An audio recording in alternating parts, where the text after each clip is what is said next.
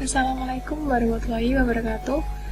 Nama saya Rinita Wahyu Pranesti dengan NIM 220324444. Salah satu mahasiswa D3 Rekam Medis dan Informasi Kesehatan Sekolah Tinggi Ilmu Administrasi Malang. Dalam video kali ini saya akan menjelaskan sedikit tentang anatomi dan fisiologi indera pendengaran. Video ini dibuat untuk memenuhi tugas mata kuliah Anatomi dan Fisiologi dengan dosen pengampu Bapak Henry Didiharto, SKep Nurse MPD. Dia dimulai dari indera pendengaran atau auditorius apparatus, merupakan salah satu indera yang ada pada tubuh manusia. Telinga sebagai salah satu panca indera manusia memiliki fungsi sebagai indera pendengar. Telinga manusia terbagi menjadi 3 bagian, yaitu telinga luar, outer ear, telinga tengah, middle ear, dan telinga dalam atau inner ear. Yang pertama, ada telinga bagian luar. Struktur telinga luar terbentuk dari yang pertama, auricula atau pinna atau bisa kita sebut dengan daun telinga. Daun telinga ini terbentuk oleh tulang rawan elastis melekat pada kulit yang miring. Memiliki bentuk khas yang mendukung fungsinya sebagai penangkap, pengumpul, dan penyalur bunyi ke liang telinga. Membentuk cekungan disebut konka dan bagian pinggirannya disebut helix. Yang kedua ada external acoustic meatus atau ear canal, atau yang bisa kita sebut dengan liang telinga. Dibentuk oleh tulang rawan dan tulang temporal. Liang telinga merupakan saluran penghubung auricula dengan membran timpani yang terdiri tulang rawan dan keras.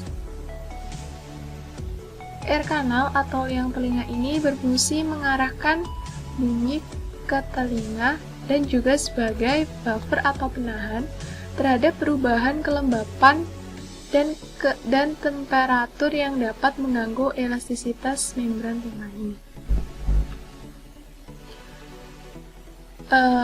Liang telinga juga mengandung rambut, kelenjar sebasea, dan kelenjar keringat, khususnya menghasilkan sekret-sekret berbentuk cerumen. Rambut halus dan cerumen berfungsi membersihkan kotoran dan mencegah serangga kecil masuk. Ada beberapa saraf sensori di bagian telinga luar, seperti saraf aurikular, saraf occipital, saraf auriculotemporal, dan cabang aurikular saraf vagus atau saraf karno. Kemudian yang kedua, ada telinga bagian tengah.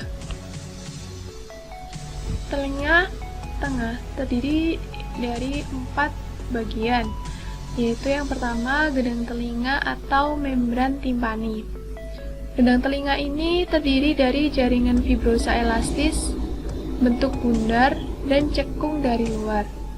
Berfungsi menerima getaran suara dan meneruskannya pada tulang pendengaran, dan juga berfungsi mengubah bunyi menjadi getaran.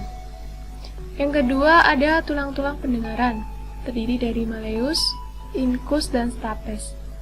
Rangkaian ketiga tulang kecil ini berfungsi mengantarkan getaran ke telinga dalam. Kemudian yang ketiga ada cavum atau cavity timpani, merupakan rongga atau ruangan yang berhubungan dengan tulang mastoid. Yang keempat, ada tuba eustachius, berfungsi menjaga keseimbangan tekanan udara dari luar tubuh dan udara di dalam telinga tengah. Ya, bisa dilihat gambar tersebut. Di sini merupakan tuba eustachius atau bisa disebut eustachian tube. lanjut.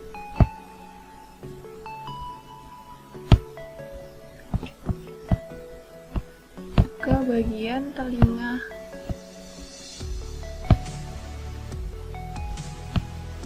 Ya, yang ketiga, telinga bagian dalam.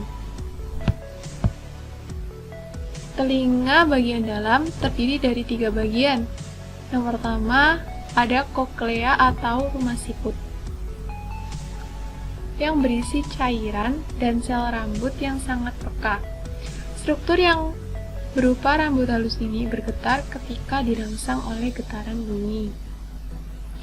Yang kedua, ada sistem vestibular, berisi sel yang mengendalikan keseimbangan di dalam telinga bagian dalam. Kemudian ada saraf auditori. Saraf auditori menghubungkan koklea atau rumah siput ke otak. Ini merupakan gambar dari proses pendengaran. Nah, dari gambar tersebut bisa kita lihat skema dari proses pendengaran, dimulai dari gelombang suara yang kemudian ditangkap oleh daun telinga, masuk melalui liang telinga luar menuju membran timpani atau telinga tengah. Kemudian gelombang suara oleh membran timpani diubah menjadi getaran.